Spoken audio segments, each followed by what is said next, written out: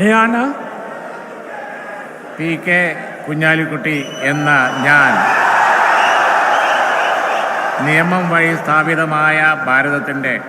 ഭരണഘടനയോട് നിർവ്യാജമായ വിശ്വസ്തതയും കൂറും പുലർത്തുമെന്നും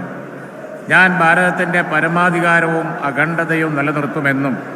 ഞാൻ കേരള സംസ്ഥാനത്തെ ഒരു മന്ത്രി എന്ന നിലയിലുള്ള എൻ്റെ കർത്തവ്യങ്ങൾ വിശ്വസ്തയോടും മനസാക്ഷിയെ മുൻനിർത്തിയും നിർവഹിക്കുമെന്നും ഭരണഘടനയെയും നിയമവും അനുസരിച്ച് ഭീതിയോ പക്ഷപാതമോ പ്രീതിയോ വിദ്വേഷമോ കൂടാതെ എല്ലാ തരത്തിലുള്ള ജനങ്ങൾക്കും നീതി ചെയ്യുമെന്നും ദൈവത്തിൻ്റെ നാമത്തിൽ സൃഷ്ടാവിൻ്റെ നാമത്തിൽ സത്യം ചെയ്തു.